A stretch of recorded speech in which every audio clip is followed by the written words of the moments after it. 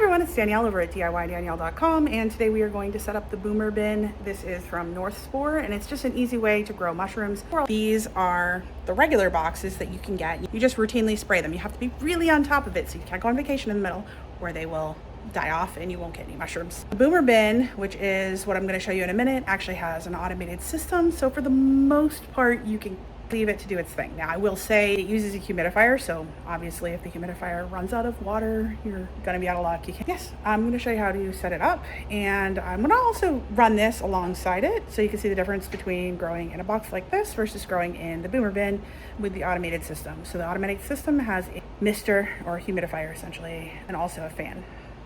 And it's got just the regular box. So you can make these boxes yourself, but this box comes with everything you need, which is pretty nice. You're gonna need a couple of things to set this up.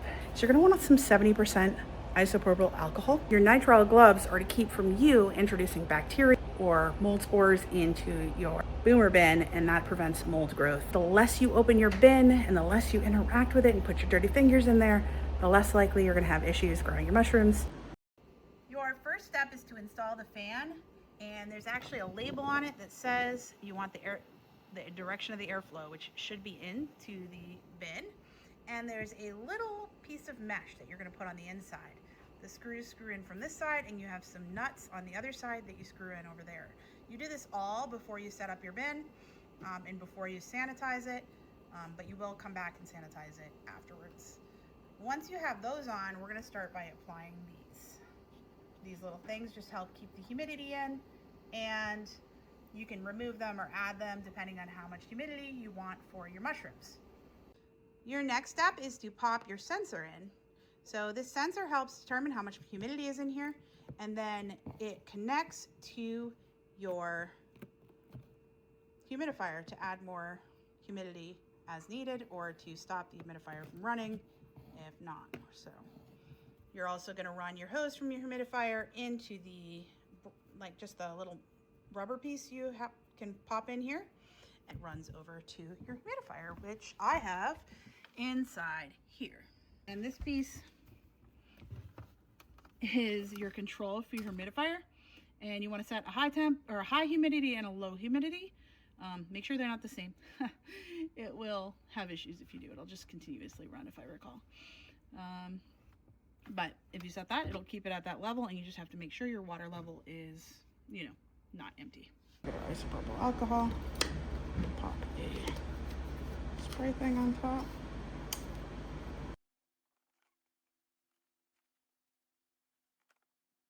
So here's my block. Is that you want a rubber band. Before you cut it, you're gonna wrap it around. And I'm going to do it off this larger plain top. Using the elastic bands to restrict the airflow so that you're not getting air into the pots that you aren't growing mushrooms. So you're just growing mushrooms in the spot you want, I guess, if that makes sense. So you're just going to take your sterilized knife and cut an X here.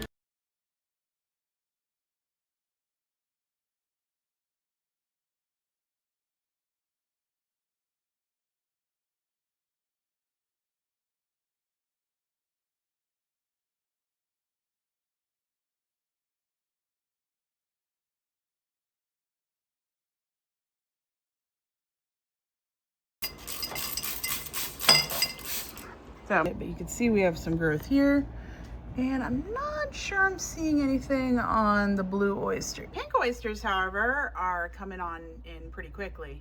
So here's our growth. Again, this is a little bit behind the pink oyster that is separate, and that's because I just had the humidity on wrong here.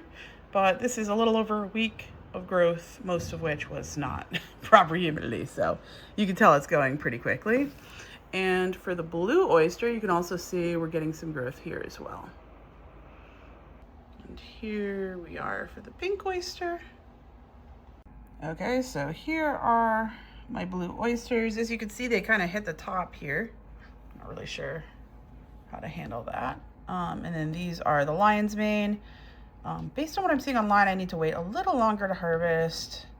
We should be expecting like these little, their little spines, I guess, to get a little bit longer. They're called teeth, but I feel like spines make more sense. All done on these ones. I'm gonna harvest these today. And I think I'm trying to gauge when to harvest these. It's kind of hard to tell from pictures, but we're doing pretty good.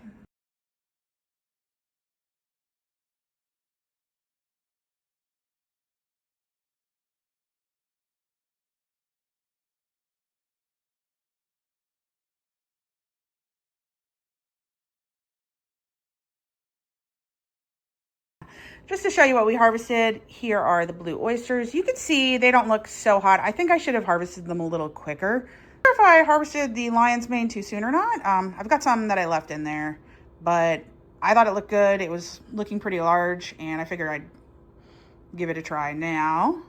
But we'll try to grow some more and see how big the other pieces get too. I think I'm gonna increase the air flow